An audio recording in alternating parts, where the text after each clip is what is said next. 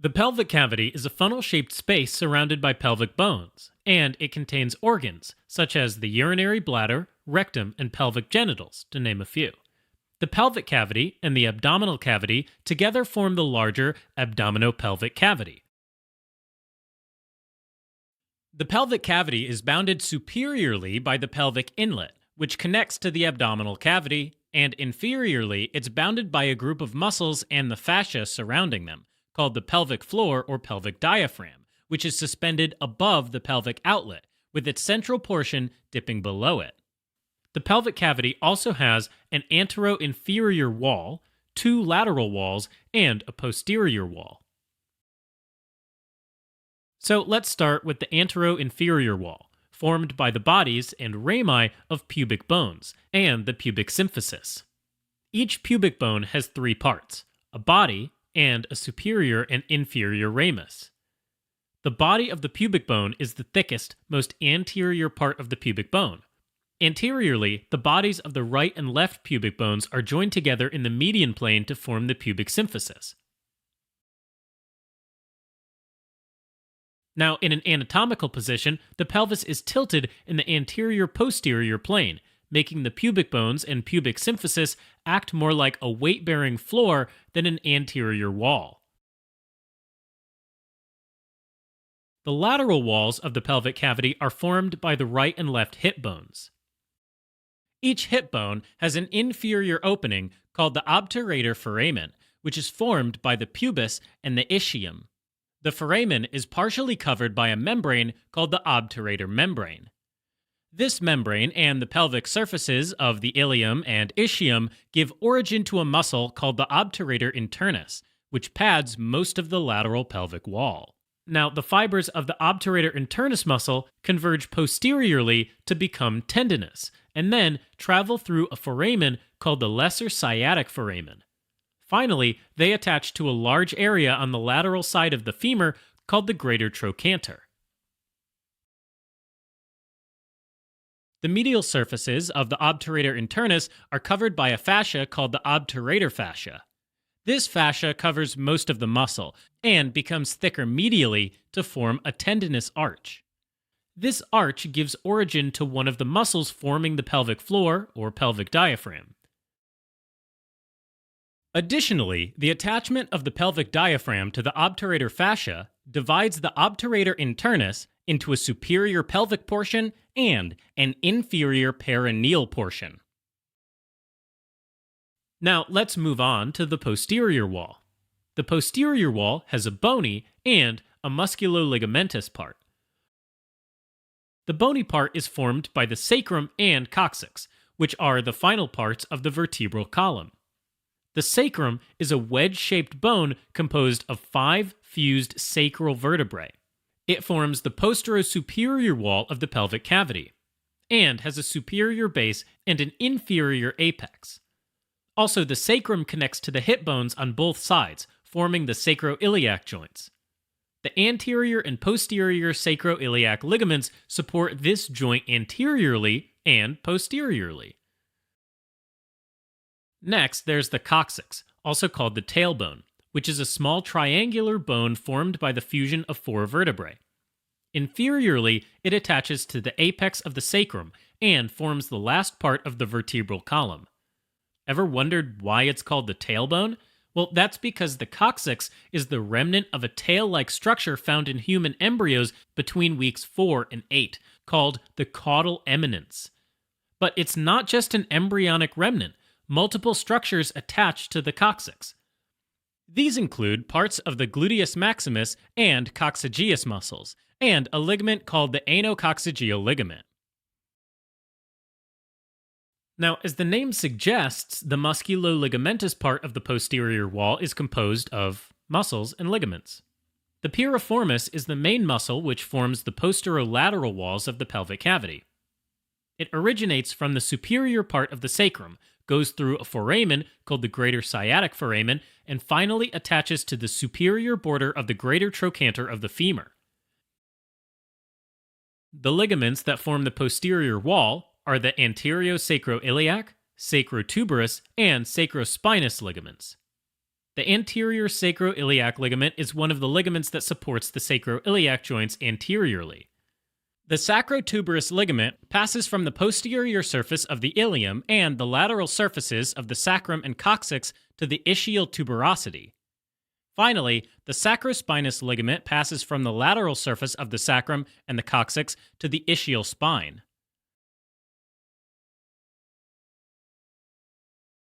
The pelvic floor, or pelvic diaphragm, is musculofascial, meaning that it is composed of a group of muscles and the fascia covering them, called the fascia of the pelvic floor. The pelvic floor separates the pelvic cavity superiorly from the perineum inferiorly, which is the space between the anus and the scrotum in males and between the anus and the vulva in females. The muscles that form the pelvic diaphragm are the coccygeus and the levator ani. The coccygeus are triangular muscles that run from the ischial spine to the lateral surfaces of the sacrum and coccyx. These muscles are innervated by branches of spinal nerves S4 and S5, and each coccygeus muscle flexes the coccyx anteriorly, helping it bear the body weight while sitting. Now, the levator ani muscle is the larger muscle forming the pelvic floor. Each levator ani originates anteriorly from the body of pubic bones and to the ischial spines posteriorly. Between these two bony origins, each levator ani muscle attaches to the tendinous arch of the levator ani, which is a medial thickening of the obturator fascia called the tendinous arch of the levator ani. The pelvic diaphragm spans between the anterior, lateral, and posterior walls of the pelvis, closing most of the pelvic girdle ring, but it leaves a small gap anteriorly just behind the pubic bones called the urogenital hiatus. In females, the vagina passes through this gap, as well as the urethra in both females and males. The levator ani forms the dynamic floor that supports the abdominopelvic viscera. And most of the time, it's contracted to assist in maintaining urinary and fecal continence. So basically, it helps us hold it in until we can get to the bathroom, or a bush where no one's looking. It also contracts during forced expiration, sneezing, coughing, and vomiting to increase viscera support during times of increased intra-abdominal pressure. And finally, it relaxes in order to allow urination or defecation. Alright, now the levator ani muscle consists of three parts: puborectalis, pubococcygeal, and iliococcygeal. All three are innervated by the nerve to levator ani coming from branches of S4, the inferior anal nerve, and coccygeal plexus. The puborectalis is the thicker, narrower, medial part of the levator ani, and it bounds the urogenital hiatus from both sides. And its name kind of gives away the whole story. Pubo means that this part attaches to the posterior surfaces of the bodies of the pubic bones anteriorly, and rectalis means that this part forms a sling around the ano-rectal junction. Easy, right?